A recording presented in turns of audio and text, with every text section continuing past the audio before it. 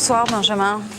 Alors comment on commence une performance? Est-ce qu'il faut être dans un certain état? Est-ce qu'il y a des postulats de base ou... Il n'y a pas d'état, l'état est permanent en fait de création. Ah oui. S'il y a un état pour la performance, c'est un spectacle. Il n'y a pas d'heure.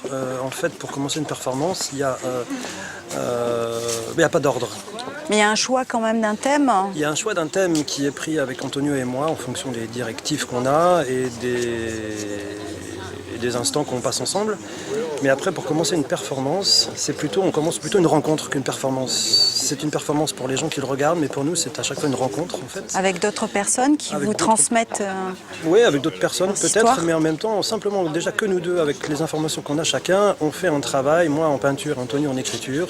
Ça nous permet, chacun avec un média différent, de pouvoir raconter ce qu'on a à dire. Et là, entre autres, il y a des thèmes qu'on choisit. Lesquels? Lesquels on aime bien un petit peu amener les gens à se rendre compte un petit peu de ce qu'ils racontent. Comme là ce soir, on a choisi un thème qui est une petite phrase qu'Antonio avait écrite et qu'on met souvent devant l'atelier, qui est avec tout ce que vous nous dites qu'il ne faut pas dire, il faut bien qu'on en parle, c'est-à-dire avec tous les silences qu'on nous balance, qu'est-ce qu'on en fait? On nous demande de nous taire, mais nous on a envie de parler, donc on parle. Et vous travaillez sur la mémoire? On travaille sur la mémoire parce qu'en fin de compte, on s'aperçoit qu'on n'est pas issu d'une génération où les liens ont été très forts et très denses. Et on sait les conflits que ça peut générer et surtout par rapport à ces silences-là, la méconnaissance de notre histoire pour agir aujourd'hui. Et la parole qu'il faudrait retenir pour justement définir votre travail? On essaye de bosser sur... moi, ce qui me touche, c'est l'histoire. On essaie de travailler là-dessus, sur la place qu'on a aujourd'hui. La place qu'on a, la place qu'il faut pour dire, pour faire, et aussi pas mal pour dénoncer. Écoutez, on va vous regarder faire alors. Ok, merci beaucoup.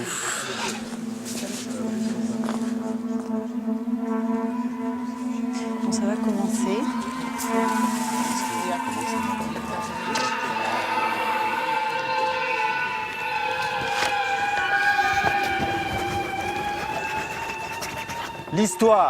L'histoire dira. L'histoire n'a encore rien dit du lien qui unit des êtres et des lieux, au-delà des anecdotes, quand les hommes se retrouvent et que le silence parle bien plus que n'importe quel discours. On ne justifie rien, on n'explique rien, on n'excuse rien, on écoute. Je me questionne sur le silence des hommes. Quelle vie voulons-nous? Quelle vie veulent-ils? Qui s'adapte à qui? Qui s'adapte à quoi? Et nos enfants, qu'entendent-ils? Qu'entendent-ils de nos voix? Qu'entendent-ils de nos désirs, de nos espérances? Je me questionne sur le silence des hommes.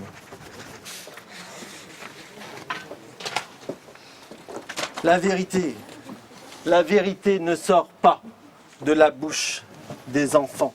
Non. La vérité ne sort pas que de la bouche des enfants.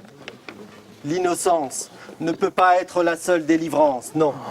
La poésie n'est pas faite pour être enfermée dans les livres, ni pour être chuchotée en cachette. La poésie n'est pas qu'un assemblage de mots, qu'une assonance, qu'une dissonance. La poésie, c'est une flèche, une balle, un baiser. C'est un mouvement perpétuel qui accélère, qui ralentit. C'est la marche du monde sur la pointe des pieds, à grandes enjambées, les deux pieds dans le plat, suivre. C'est suivre des chemins de traverse. C'est s'enliser dans le sable, c'est marcher sur des nénuphars. C'est un ami qui est parti trop vite. C'est la vie qui continue, c'est une queue de poisson à la mort. C'est une gifle au tourment. Non, la vérité ne sort pas que de la bouche des enfants.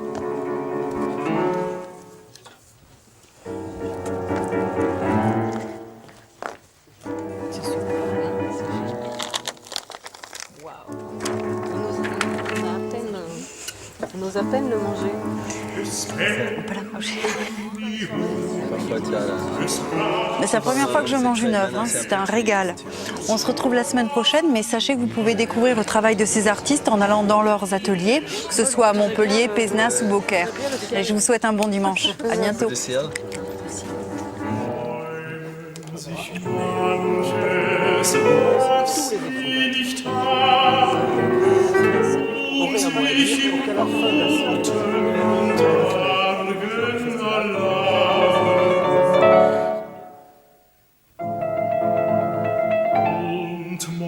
Morgen früh